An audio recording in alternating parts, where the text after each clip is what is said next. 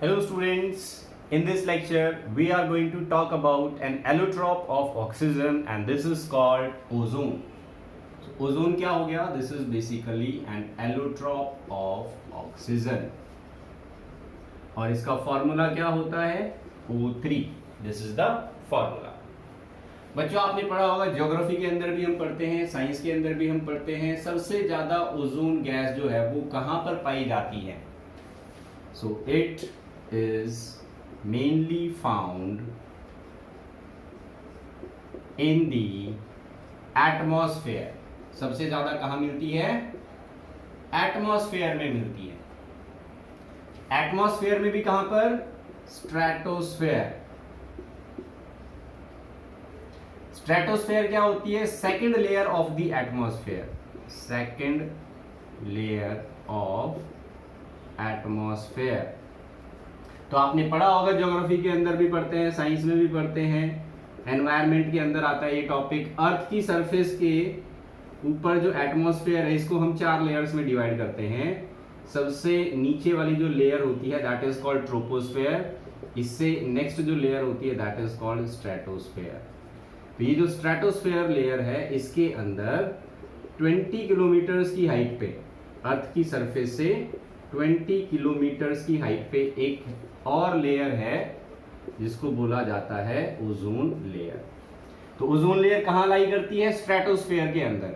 और इसकी हाइट कितनी है? अर्थ की सरफेस से अप्रोक्सीमेटली 11 से 20 किलोमीटर तक ये रेंज है। इतनी हाइट तक आपको ओजोन लेयर जो है वो मिलेगी एटमॉस्फेयर में।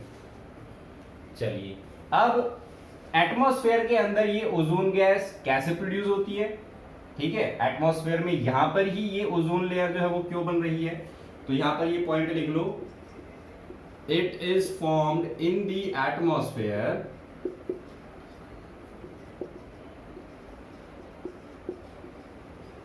From oxygen gas in the presence of sunlight.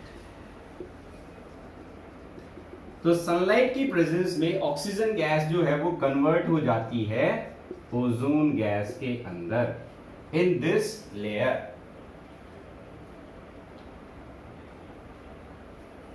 तो ये था एटमॉस्फेयर के अंदर इसकी फॉर्मेशन का रीजन। अब हम चलते हैं, अगर हमें लैब के अंदर ओजोन गैस प्रिपेयर करनी पड़ जाए तो कैसे प्रिपेयर करेंगे? तो नोट कर लो इस चीज को, प्रिपरेशन ऑफ ओजोन गैस।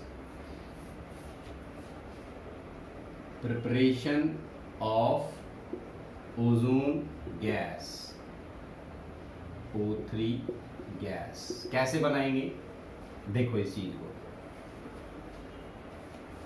तरीका वही है, हम ऑक्सीजन गैस का यूज करते हैं ओजोन गैस के प्रिपरेशन में, लेकिन यहां पर सनलाइट की बजाय जो है वो क्या लिया जाता है? Electric discharge. तो oxygen gas is subjected to an silent electric discharge, silent electric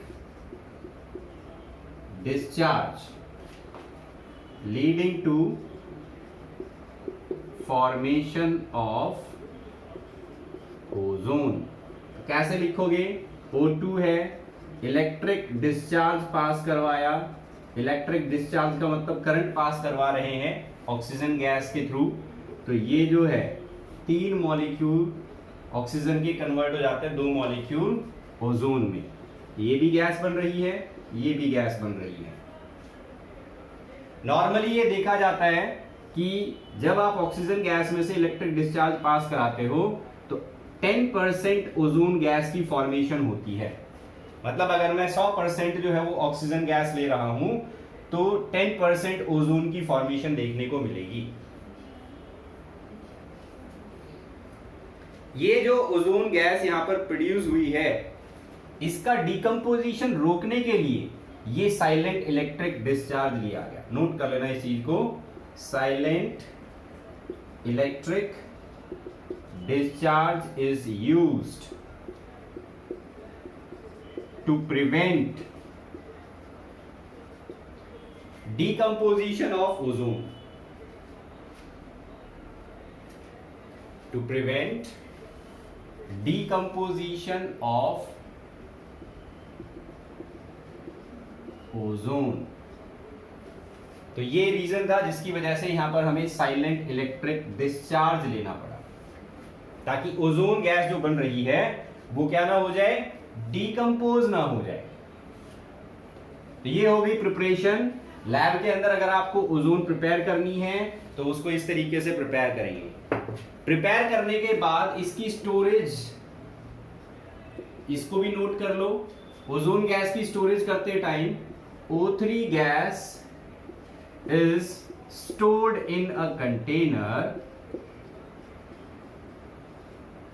which is kept in a cylinder containing liquid oxygen।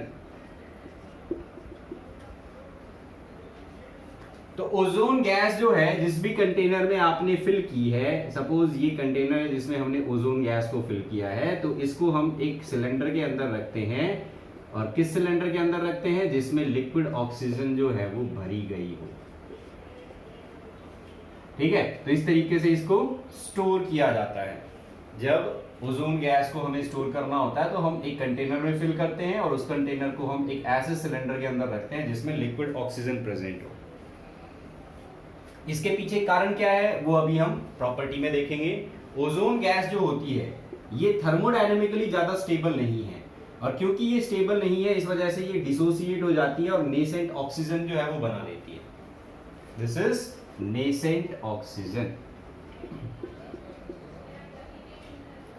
तो कहीं से अगर नेसेंट ऑक्सीजन का कोई लीकेज होगा तो वो इस लिक्विड ऑक्सीजन के अंदर क्या हो जाएगा, कंज्यूम हो जाएगा, और लिक्विड ऑक्सीजन नेसेंट ऑक्सीजन के साथ कंबाइन करके फिर से क्या बना लेगी, ओजोन गैस। तो ये सराउंडिंग के अंदर जो है वो लीक होने की पॉसिबिलिटी खत्म हो जाएगी। तो ये कारण था जिसकी वजह से इसको लिक्विड ऑक्सीजन के अंदर रखा गया, so that if there is any leakage of nascent oxygen then it can be trapped and again formed into ozone gas. तो ये है इसकी स्टोरेज। अब बात करते हैं बच्चों स्ट्रक्चर की। What is the structure of ozone gas?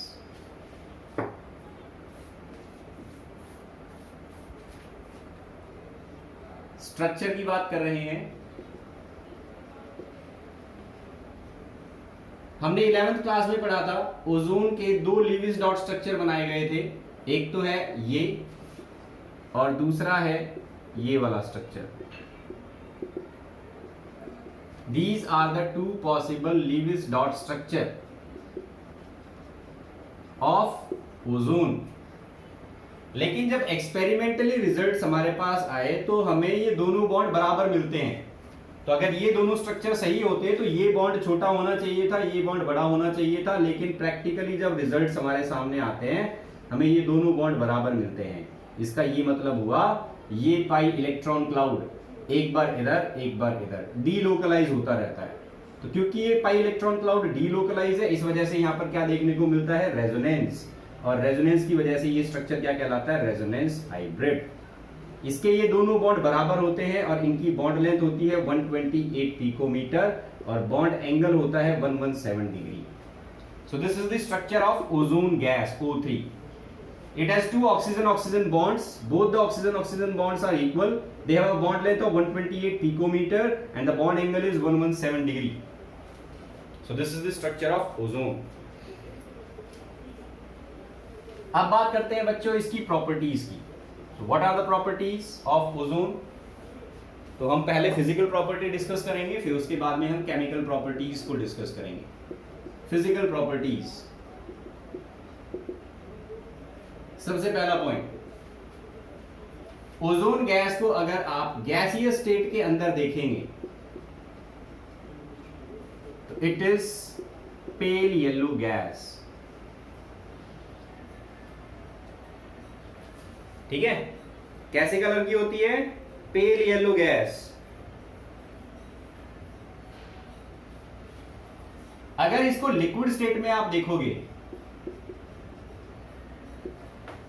तो ये मिलेगी, it is dark blue liquid. और अगर इसको सॉलिड स्टेट के अंदर देखोगे मतलब इस गैस को अगर आप फ्रीज कर देते हो, सॉलिड बना देते हो इसका, तो it is violet black solid. तो 3 अलग अलग स्टेट्स में ये गैस जो है वो अलग अलग कलर शो करती है। तो this is the first physical property जो आप देखने से ही बता सकते हैं कि अगर ओजोन गैस है और उसका कलर तुम्हें पता है तो तुम बता सकते हो कि कौन सी स्टेट के अंदर ओजोन गैस उस टाइम पर प्रेजेंट है। नेक्स्ट आ जाता है ऑर्डर, स्मेल। तो इट हैज कैरेक्टरिस्टिक स्मेल। इसकी एक अलग ही ऑर्डर, एक अलग ही स्मेल होती है, ठीक है। So this is characteristic smell. इसके बाद में बात करते हैं इसके इफेक्ट की, फिजियोलॉजिकल इफेक्ट की। हमारे लिए ये गैस कैसी है, तो इसका फिजियोलॉजिकल इफेक्ट कैसा होता है। At low concentration it is harmful, but when concentration is greater than 100 ppm, then breathing becomes difficult। तो अगर कंसंट्रेशन 100 ppm से ज्यादा हो गई इस गैस की किसी जगह पर, तो फिर सांस लेने में आपको प्रॉब्लम आनी शुरू हो जाएगी। This is the physiological effect of ozone gas. इसके बाद में अगर इसकी बात करें केमिकल प्रॉपर्टीज की, तो केमिकल प्रॉपर्टीज में सबसे पहला पॉइंट आ जाता है stability. Next is chemical properties. First point is stability. तो ओजोन गैस अभी मैंने बताया था, it is thermodynamically unstable gas and decompose into, तो ये रिएक्शन लिख सकते हो, O3 गैस डीकंपोज हो जाती है oxygen gas plus nascent oxygen में। जब ये गैस डीकंपोज होती है तो ये प्रोसेस एक्सोथर्मिक होता है और यहां पर एनर्जी जो है, हीट जो है वो जनरेट होती है। अब देखो, क्योंकि इस प्रोसेस के अंदर हीट जनरेट हुई, इस वजह से डेल्टा एच क्या आएगा, नेगेटिव। कोई भी प्रोसेस जब एक्सोथर्मिक होता है तो उसका डेल्टा एच क्या रहता है, नेगेटिव। अब इसका डेल्टा एच देखो क्या आएगा, तो यहां पर कितने मॉलिक्यूल है, एक। यहां कितने हो गए, एक ये और एक ये, 2 पार्टिकल बन गए। एक मॉलिक्यूल ब्रेक होके 2 पार्टिकल्स बना रहा है, तो पार्टिकल्स किधर ज्यादा है, इधर ज्यादा है, तो यहां की एंट्रोपी ज्यादा होगी। इस साइड की एंट्रोपी क्या रहेगी, हाई, मतलब S। तो इसको मैं S2 बोल देता हूं। फाइनल स्टेट क्या है, S2। एंट्रोपी क्या है, इसकी वैल्यू ज्यादा है, किससे, इधर वाली स्टेट से। यहां पर पार्टिकल्स कम है, पार्टिकल्स कम है, इस वजह से एंट्रोपी कम है। तो देखो डेल्टा एस निकालोगे तो क्या करोगे, S2 माइनस S1, तो क्या आएगा, बड़ी वैल्यू में से छोटी वैल्यू माइनस करनी पड़ेगी, मतलब पॉजिटिव। तो डेल्टा एस क्या आया, पॉजिटिव। क्यों आ रहा है positive, number of particles increasing,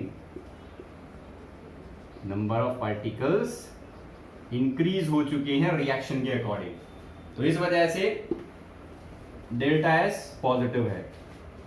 अब देखो ये रिएक्शन स्पॉन्टेनियस होगी या नहीं होगी, कैसे प्रूव करोगे, तो इसका डेल्टा जी निकाल के देख लो, ठीक है। डेल्टा जी का फॉर्मूला क्या होता है, delta G is equal to delta H minus T delta S. Delta H क्या है, नेगेटिव, तो यहां पर नेगेटिव वैल्यू आएगी, ठीक है, माइनस एक्स मान लो, माइनस टी। डेल्टा एच जो है वो क्या रहेगा, पॉजिटिव। पॉजिटिव इंटू नेगेटिव क्या रहने वाला है, नेगेटिव। नेगेटिव और नेगेटिव ऐड होके क्या आ जाएगा, एक नेगेटिव क्वांटिटी आ जाएगी। तो डेल्टा जी क्या आया, डेल्टा जी आ गया नेगेटिव। और जब भी डेल्टा जी नेगेटिव होता है इसका मतलब प्रोसेस स्पॉन्टेनियस हो जाता है। According to this equation, since delta H is negative and delta S is positive, hence delta G comes out to be negative. As a result, this process is spontaneous और इसी वजह से ozone gas क्या है, thermodynamically unstable. So due to this O3 gas is unstable. तो ये हो गई हमारी पहली प्रॉपर्टी, केमिकल प्रॉपर्टी। स्टेबिलिटी जो है ओजोन गैस की ज्यादा नहीं है, ओजोन गैस कम स्टेबल होती है।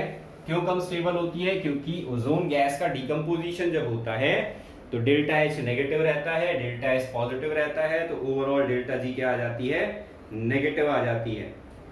और इसी वजह से ये जो है वो अनस्टेबल है। चलिए अब देखते हैं second physical property, sorry second chemical property, oxidising action. ठीक है, ओजोन गैस जो है उसका ऑक्सीडाइजिंग एक्शन देखने को मिलता है। तो it act as oxidising agent. कैसे प्रूव करेंगे इस चीज को? तो देखो अभी हमने रिएक्शन लिखी थी, O3 changes into O2 plus O। यहां पर क्या रिलीज हो रहा है, नेसेंट ऑक्सीजन। नेसेंट ऑक्सीजन को हम क्या कह सकते हैं, एटॉमिक ऑक्सीजन। और एटॉमिक ऑक्सीजन क्या होती हैं, हाईली रिएक्टिव। तो अगर मैं ओजोन गैस को यूज करता हूं किसी जगह पर एज एन ऑक्सीडाइजिंग एजेंट, तो ये ऑक्सीजन है जो जाके ऐड होती है सामने वाली चीज पे। तो यहां पर आप लिख सकते हो ozone act as oxidising agent and can easily oxidise metals, non metals and compounds. Example, oxidation करवाते हैं लेड सल्फाइड का, तो ओजोन गैस जो है उसके साथ लेड सल्फाइड रिएक्ट करके क्या बनाता है, PbSO4, lead sulphate plus oxygen gas will be produced. तो 4 ओजोन जो है वो लेड सल्फेट बना लेती हैं और 4 ऑक्सीजन के मॉलिक्यूल जनरेट कर देती हैं। This is the product form. तो यहां पर देखो लेड सल्फाइड लेड सल्फेट में कन्वर्ट हो गया, तो ऑक्सीजन ऐड हो रही है किसके साथ, PbS के साथ। तो PbS के साथ ऐड हो गई, कहां से आई ऑक्सीजन, इस ओजोन से। तो देखो 4 ऑक्सीजन ओजोन के मॉलिक्यूल जो है वो जब टूटेंगे तो 4 नेसेंट ऑक्सीजन बनाएंगे। ये चारों नेसेंट ऑक्सीजन कहां ऐड कर दी हमने, इसके साथ। बाकी क्या बच गया, 4O2, वो यहां लिखा हुआ है। तो इस रिएक्शन में क्या देखने को मिल रहा है, हमें ऑक्सीडाइजिंग एक्शन देखने को मिल रहा है ओजोन का। ऐसे ही एक और एग्जांपल भी है ऑक्सीडाइजिंग एक्शन का ही, पोटेशियम आयोडाइड के सॉल्यूशन पे। तो दूसरा example, oxidation of iodide solution. तो देखो बच्चों, पोटेशियम आयोडाइड, इसको हम पानी में डिसॉल्व करते हैं, तो पानी में डिसॉल्व होने के बाद में क्या होगा, ये डिसोसिएट हो जाएगा, और डिसोसिएट होने के बाद में वाटर को कन्वर्ट कर देती है ये OH नेगेटिव में प्लस I2। तो पोटेशियम लिया है तो यहां पर लिखोगे 2KOH। ठीक है, plus oxygen gas will be released in this reaction. तो ये हो जाती है हमारी oxidising action of ozone on lead sulphide and potassium iodide.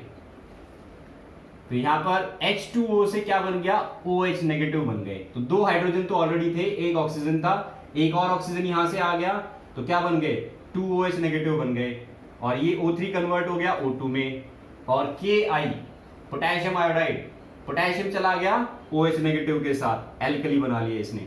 तो आयोडीन का क्या हो गया, आयोडीन का हो गया ऑक्सीडेशन। यहाँ पर आयोडीन की ऑक्सीडेशन स्टेट क्या है -1, यहाँ पर क्या है 0, तो माइनस नेगेटिव ऑक्सीडेशन स्टेट कम हो रही है, इसका मतलब ऑक्सीडेशन हो रहा है। तो इस तरीके से ओजोन जो है वो ऑक्सीडेशन करा देती है किसी भी आयोडाइड सॉल्ट का। इस रिएक्शन का यूज करके आप किसी भी सैंपल में ये पता लगा सकते हैं कितनी ओजोन गैस प्रेजेंट है। देखो इस रिएक्शन के अंदर ओजोन जब कंज्यूम होती है तो आयोडीन प्रोड्यूस होता है, तो कितना आयोडीन बना इस रिएक्शन में वो डिपेंड करता है कितनी ओजोन प्रेजेंट थी इस पर। ठीक है, तो अगर मुझे कहीं किसी सैंपल में ये पता लगाना हो ओजोन कितनी है, तो सपोज मेरे पास एटमॉस्फेयर का जो है वो सैंपल है, एटमॉस्फेयर में से हमने 1 लीटर हवा ले ली, इस 1 लीटर हवा में ओजोन कितनी है ये पता लगाना है। तो कैसे पता लगाएंगे, तो ये जो सैंपल था हमारा इसको हम क्या करते हैं, पोटेशियम आयोडाइड की सॉल्यूशन बनाते हैं पानी में और उसमें से पास कराते हैं। पोटेशियम आयोडाइड किस में कन्वर्ट होगा, I2 में, और ये जो I2 बना है इसकी हम टाइट्रेशन करा देते हैं सोडियम थायोसल्फेट के साथ।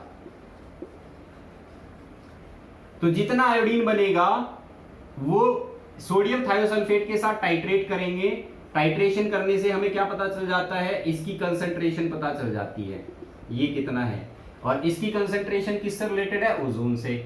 ये तो तभी बनेगा ना जब ओजोन जो है वो इसके साथ रिएक्ट करेगी, तो हवा में जितनी भी ओजोन थी वो जब इसके साथ रिएक्ट करेगी तो आयोडीन प्रोड्यूस करेगी।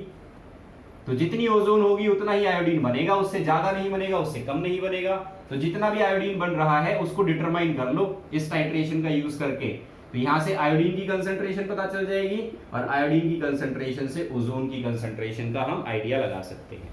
तो आप ये चीज जो है वो नोट कर लीजिए, concentration of ozone in any sample can be detected by passing this gas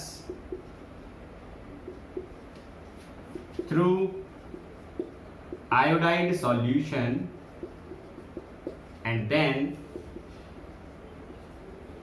titrating I2 with sodium thiosulfate। ठीक है, तो इस तरीके से हम क्या कर सकते हैं, कंसंट्रेशन बता सकते हैं ओजोन की कितनी है किसी भी गिवन सैंपल के अंदर। चलो अब बात करते हैं ओजोन के डिप्लीशन की। ओजोन जो लेयर है हमारी एटमॉस्फेयर के अंदर, आप लोगों ने पढ़ा होगा एक ओजोन होल की फॉर्मेशन हो गई एंटार्क्टिका रीजन के अंदर। तो वो किस वजह से हुई, ओजोन के डिप्लीशन की वजह से हुई। ओजोन का डिप्लीशन जो है वो किस किस चीज से हो सकता है, तो देखो आपने पढ़ा होगा chlorofluorocarbon are responsible for the depletion of ozone layer.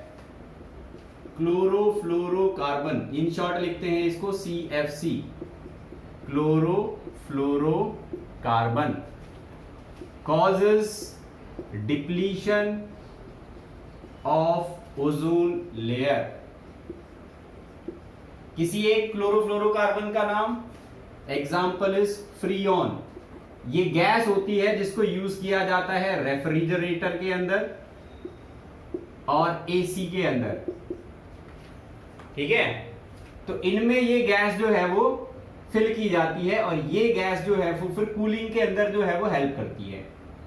लेकिन ये गैस अगर लीक हो जाती है एटमॉस्फेयर में, तो आपने देखा होगा कई बार रेफ्रिजरेटर जो है उसकी गैस खत्म हो जाती है, फिर उसके अंदर गैस फिल करवानी पड़ती है।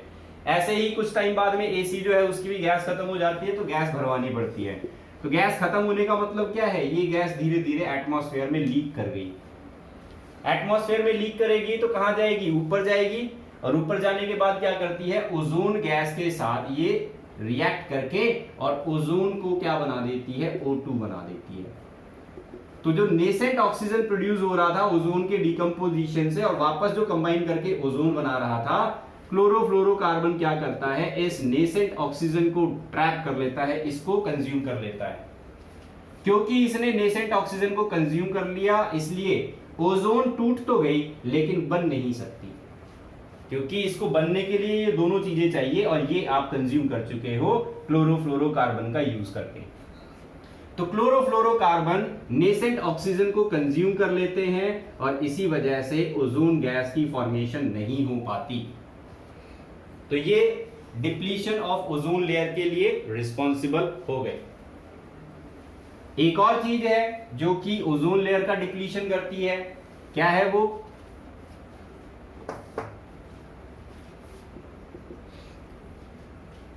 Burning of fuel in jet planes. जो जेट प्लेन्स होते हैं उनके अंदर जब फ्यूल जलता है तो jet planes produces nitric oxide, that is NO gas in the atmosphere. Atmosphere में NO गैस जो है वो बनाते हैं और NO गैस जो है वो कहां से आई? इस प्लेन के अंदर जो फ्यूल जला तब प्रोड्यूस हुई। This NO gas causes depletion of ozone layer. कैसे डिप्लीट करता है? NO जो जेट प्लेन के अंदर फ्यूल जलने से प्रोड्यूस हुआ, ये नेसेंट ऑक्सीजन जो ओजोन के डिप्लीशन से बन रही थी उसको यूज कर लेता है, उसको कंज्यूम कर लेता है और क्या बना देता है? NO2 gas. तो जो नेसेंट ऑक्सीजन ओजोन के डीकंपोजिशन से बनी थी, उस नेसेंट ऑक्सीजन को इस NO ने क्या कर लिया? कंज्यूम कर लिया। तो ये डीकंपोज तो हो गई लेकिन ये वापस बन नहीं सकती क्योंकि नेसेंट ऑक्सीजन इज कंज्यूम्ड। तो इस तरीके से ओजोन लेयर का डिप्लीशन शुरू हो जाता है, उसकी फॉर्मेशन रुक जाती है क्योंकि जो नेसेंट ऑक्सीजन चाहिए इस ओजोन को बनाने के लिए वो नेसेंट ऑक्सीजन किसने कंज्यूम कर ली? NO, nitric oxide. तो क्लोरोफ्लोरोकार्बन और इस NO, नाइट्रिक ऑक्साइड का ओजोन लेयर को डिप्लीट करने का तरीका जो है वो सेम है। तो ये हो गया डिप्लीशन ऑफ ओजोन। अब यूजेस ऑफ ओजोन, यूजेस में क्या क्या आ जाते हैं? तो देखो, it is used as disinfectant in water. ठीक है, तो ओजोन गैस को अगर पानी में से पास कराया जाए तो ये क्या करती है? ये इसके अंदर जो इंप्योरिटीज और माइक्रो ऑर्गेनिजम्स प्रेजेंट होते हैं उनका ऑक्सीडेशन करा देती है, उन इंप्योरिटीज को क्या कर देती है? न्यूट्रलाइज कर देती है। तो पानी जो है वो फिर उसके अंदर हार्मफुल कंटेंट जो है वो खत्म हो जाता है। तो नेसेंट ऑक्सीजन जो ओजोन के डिकम्पोजिशन से प्रोड्यूस हो रही थी उसकी वजह से इंप्योरिटीज का ऑक्सीडेशन हो जाता है जब हम ओजोन गैस को पास कराते हैं पानी में से। तो जब ओजोन गैस को पास कराने के बाद जो पानी मिलता है that is called ozonised water. इसके अलावा इसको यूज किया जा सकता है, it can also be used as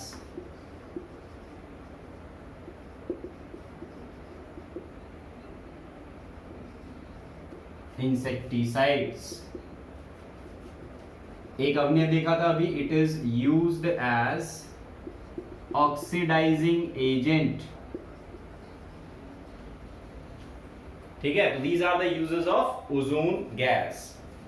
तो यहां पर ओजोन जो है वो कंप्लीट हो जाता है। अब हम चलते हैं हमारा नेक्स्ट एलिमेंट जो है इस फैमिली का, दैट इज सल्फर पे। अब हम स्टडी करेंगे सल्फर के बारे में।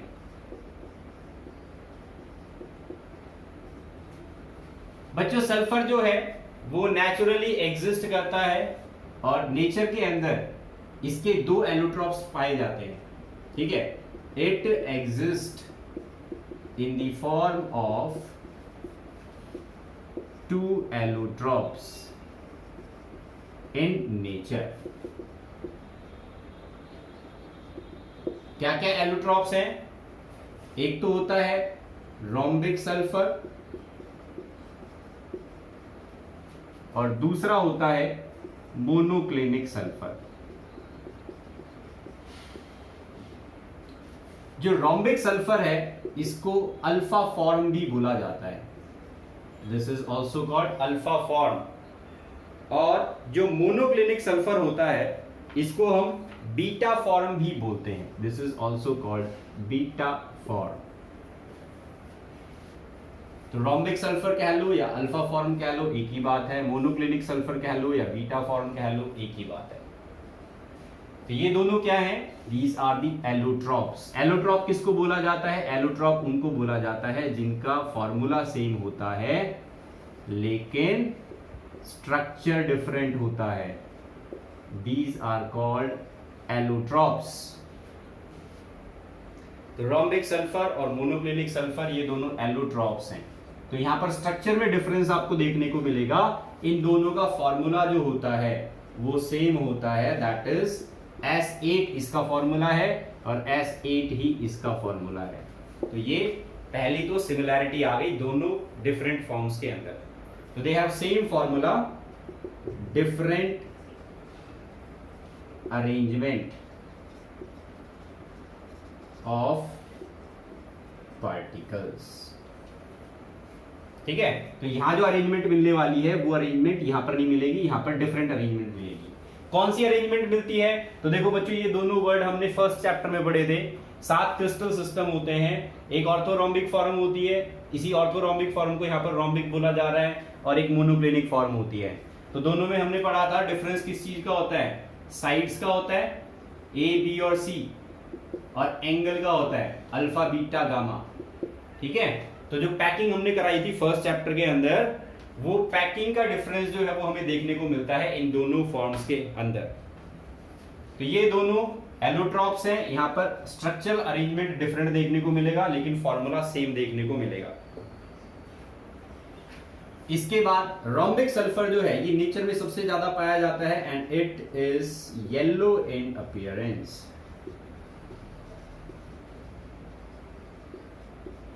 तो रोम्बिक सल्फर जो है उसकी अपीयरेंस कैसी है? येलो है, it is yellow in colour.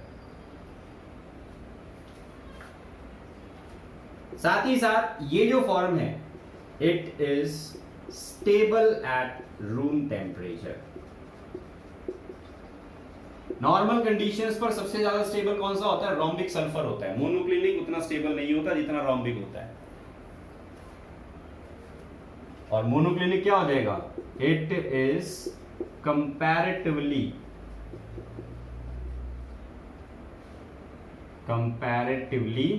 unstable at room temperature। इसके बाद नेक्स्ट पॉइंट, रोम्बिक सल्फर का मेल्टिंग पॉइंट जो है it has melting point 385.8 kelvin, जबकि मोनोक्लिनिक का मेल्टिंग पॉइंट होता है 393 केल्विन। स्पेसिफिक ग्रेविटी की अगर बात की जाए तो स्पेसिफिक ग्रेविटी रोम्बिक सल्फर की होती है 2.08 और मोनोक्लिनिक की होती है स्पेसिफिक ग्रेविटी 1.98। तो स्पेसिफिक ग्रेविटी दोनों ही फॉर्म्स की जो है वो डिफरेंट है। इसके बाद अगर रोम्बिक सल्फर की सॉल्युबिलिटी की बात की जाए तो it is soluble in carbon disulphide, benzene etcetera, मतलब नॉन पोलर सॉल्वेंट की बात हो रही है।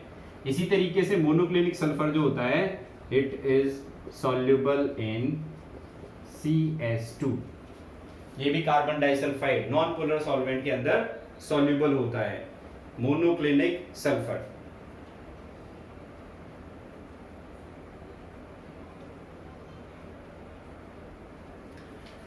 अब बात करते हैं इन दोनों फॉर्म्स जो होती हैं रोम्बिक सल्फर और मोनोक्लिनिक सल्फर। हमने अभी लिखा था कि इनका फॉर्मूला क्या रहता है? सेम रहता है।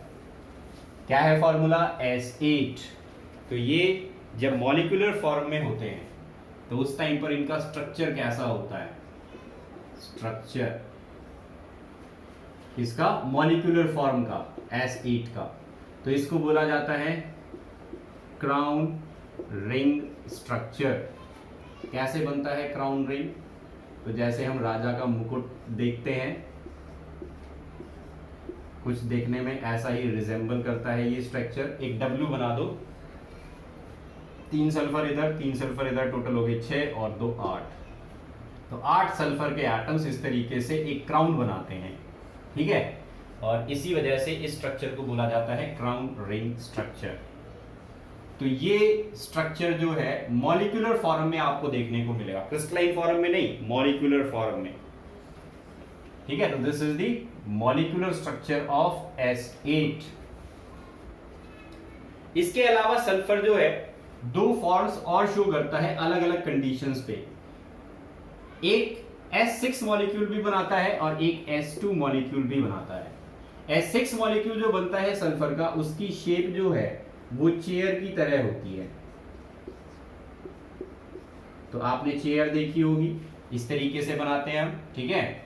ये हेडरेस्ट वाला एरिया हो गया, ये लेग वाला एरिया हो गया, ये बैठने का एरिया हो गया। तो कितने एटम्स आए सल्फर के इसमें? 6 एटम्स। तो ये S6 जब मॉलिक्यूल बनेगा सल्फर का, उस टाइम पर ऐसा स्ट्रक्चर होता है।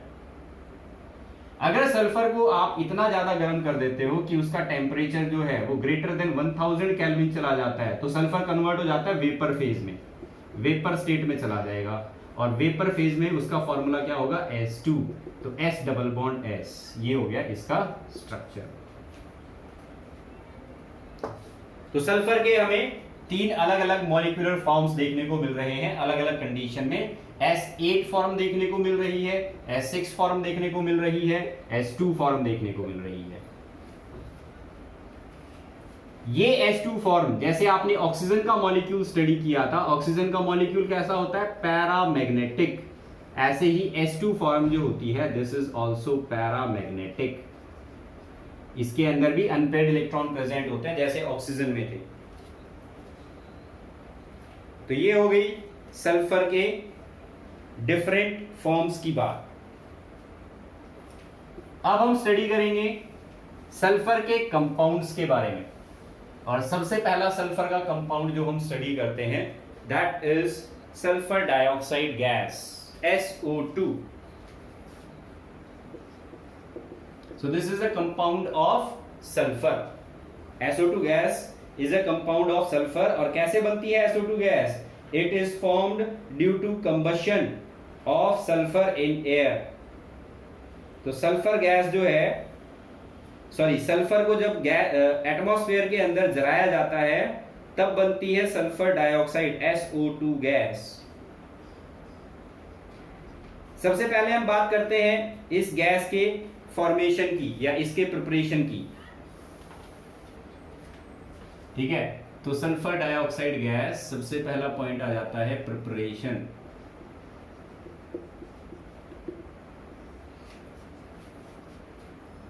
पहला मेथड है by burning of sulphur in air.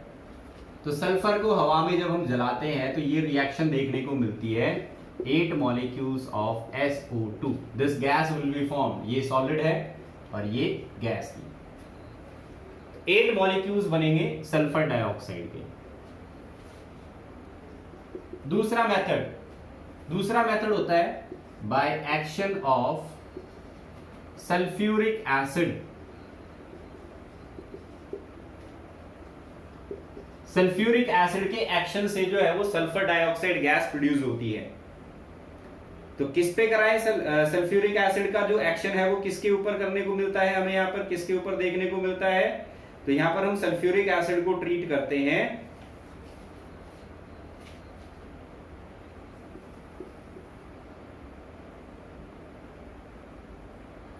Sodium hydrogen sulphide, इसके ऊपर प्रोडक्ट क्या बनेगा? Na2SO4 plus H2O plus SO2 gas will be released। तो sodium bisulphide, this is sodium bisulphide, इसको क्या बना दिया? Sodium sulphate. Plus water plus SO2 gas is produced. तो ये हो गई रिएक्शन। तो यहां पर सल्फ्यूरिक एसिड का एक्शन देखने को मिल रहा है सोडियम बाइसल्फाइड के ऊपर। इसके बाद तीसरा मेथड हमारे पास आ जाता है सल्फर डाइऑक्साइड गैस के प्रोडक्शन के लिए। तीसरा मेथड हम 10th क्लास में पढ़ चुके हैं बच्चों, by roasting of sulphide ores. Sulphide ore की रोस्टिंग, तो आपने 10th क्लास में पढ़ा था कई ऐसे मेटल्स होते हैं जो नेचर में सल्फाइड ओर्स की फॉर्म में पाए जाते हैं। For example FeS2, this is called iron pyrite. तो आयरन पायराइट से अगर मुझे आयरन को एक्सट्रैक्ट करना है तो सबसे पहला स्टेप हम क्या कराते हैं, रोस्टिंग। इसको एयर की प्रेजेंस में क्या करते हैं, गर्म करते हैं। तो ये क्या बन जाता है, it changes into Fe2O3 plus releases oxygen gas, releases SO2 gas, sulphur dioxide gas बनती है यहां पर। इस रिएक्शन को कर लो बैलेंस।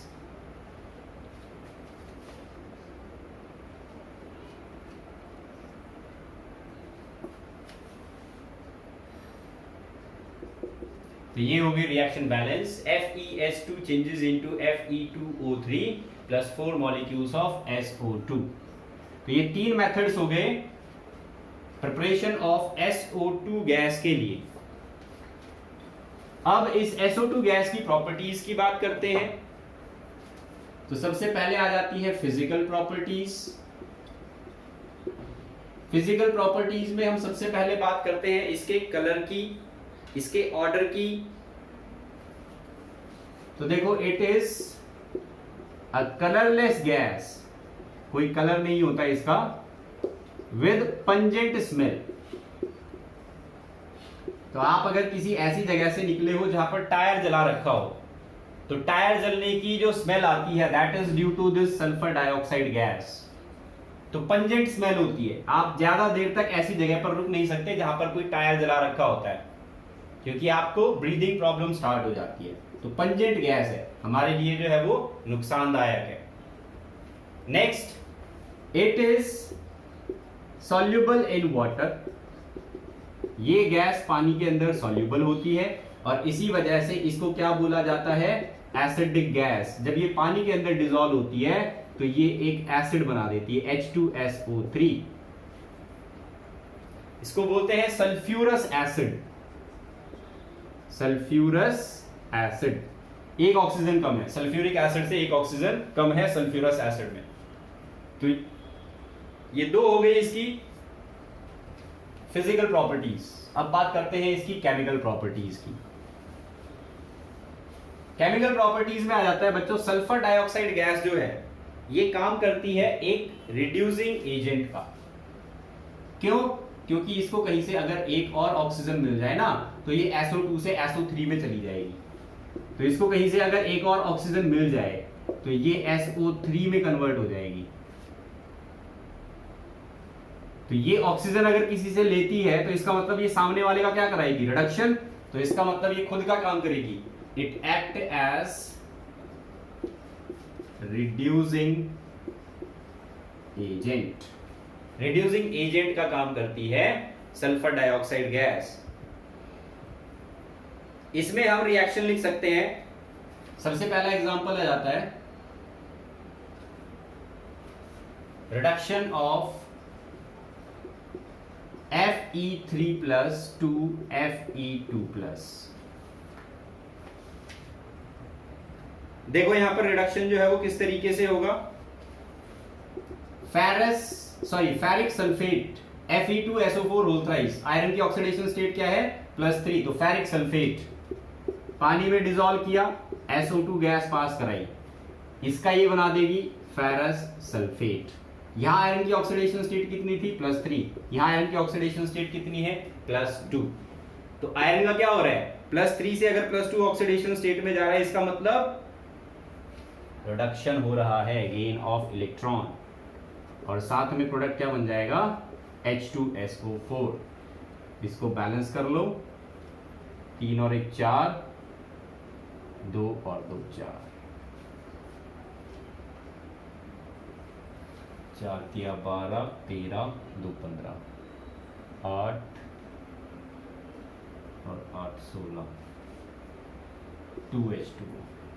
ये हो गई बैलेंस।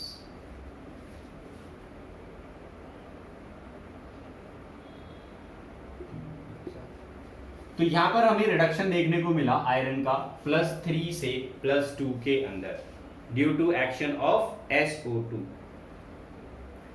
ऐसे ही आप इसका रिडक्शन रिड्यूसिंग एजेंट वाला एक्शन जो है वो देख सकते हैं KMnO4 के ऊपर। KMnO4 को ये गैस डीकलराइज कर देती है। This is the second property, ठीक है, डीकलराइज KMnO4 सॉल्यूशन। तो इस वजह से इस टेस्ट को आप डिटेक्ट करने के लिए भी यूज कर सकते हैं। डिटेक्शन ऑफ SO2 के लिए इस प्रॉपर्टी का यूज कर सकते हैं। कई बार भी अगर SO2 गैस प्रेजेंट है और आपको ये पता लगाना है कि SO2 गैस है या नहीं है, तो आप KMnO4 सॉल्यूशन बनाओ और उस KMnO4 सॉल्यूशन के थ्रू आप SO2 गैस जो है उसको पास कराओ। तो SO2 गैस पास होने के बाद में क्या करती है, KMnO4 सॉल्यूशन को डीकलराइज कर देती है। तो यहां पर हम लिखते हैं SO2 गैस KMnO4। तो KMnO4 ले लो या सोडियम मैग्नेट ले लो। पहले इसको पानी में डिसॉल्व करेंगे, फिर SO2 गैस जो है वो पास कराएंगे। तो ये क्या करती है, MnO4 माइनस में मैंगनीज की ऑक्सीडेशन स्टेट कितनी है, तो +7 से कितने में कन्वर्ट कर देगी, +2 में। तो मैंगनीज का क्या किया, रिडक्शन।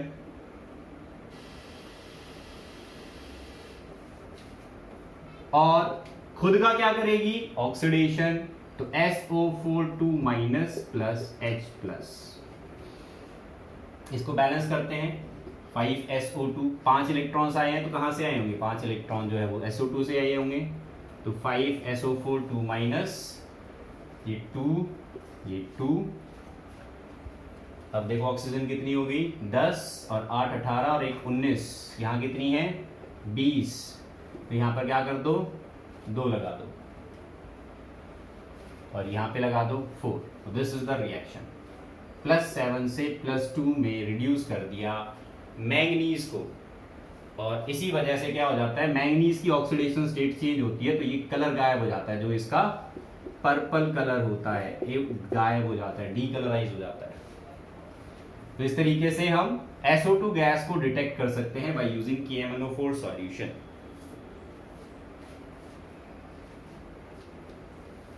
तो ये हुआ बच्चों properties of SO2 gas, chemical properties. इसके अलावा कुछ और प्रॉपर्टीज भी हैं SO2 की। For example, it undergo catalytic oxidation to SO3।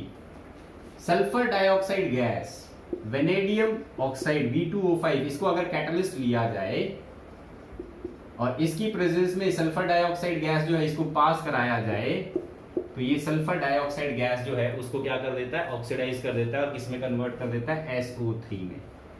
SO3 gas की सॉल्युबिलिटी पानी के अंदर वैसे ही होती है जैसे सल्फर डाइऑक्साइड गैस सॉल्युबल होती है। तो SO3 जब पानी में डिसॉल्व होता है, पानी में से इसको पास कराओगे तो ये बनाता है H2SO4। लेकिन SO2 गैस को जब हमने पानी में से पास कराया था तो क्या बना था, H2SO3। इसको बोला था हमने सल्फ्यूरस एसिड और ये बना था सल्फ्यूरिक एसिड। तो सल्फर के दोनों ही ऑक्साइड, चाहे वो SO2 है चाहे वो SO3 है, they are soluble in water. एक बार हम SO2 का स्ट्रक्चर और डिस्कस कर लेते हैं, उसके बाद में ये हमारा टॉपिक कंप्लीट हो जाएगा। Structure of SO2। तो बच्चों 11th क्लास में आपने हाइब्रिडाइजेशन निकालनी सीखी थी। हाइब्रिडाइजेशन जब हम निकालते हैं तो हमें ये पता चलता है कि SO2 का स्ट्रक्चर जो है वो कैसा रहता है, बेंट शेप। और इसके पास सल्फर के पास एक लोन पेयर रहता है और ये 2 ऑक्सीजन ऑक्सीजन डबल बॉन्ड रहते हैं सल्फर के। तो it has a bent shape due to the presence of this lone pair. Lone pair की वजह से इसकी बेंट शेप है। तो ये हो गई बच्चों सल्फर डाइऑक्साइड की प्रिपरेशन, इसकी केमिकल प्रॉपर्टीज, इसकी फिजिकल प्रॉपर्टीज और इसके स्ट्रक्चर की। अब हम नेक्स्ट लेक्चर के अंदर डिस्कस करेंगे oxo acids of sulphur. Sulphuric acid का जो प्रिपरेशन था वो हमारे सिलेबस से हट चुका है, तो ये ग्रुप नंबर 16 जो है इसको आप ऑलमोस्ट कंप्लीट ही समझिए। छोटा सा टॉपिक है ऑक्सो एसिड्स ऑफ सल्फर, वो हम नेक्स्ट लेक्चर के अंदर कर लेंगे और उसके बाद में हम next group that is group number 17 start करेंगे। That's all for today, thank you.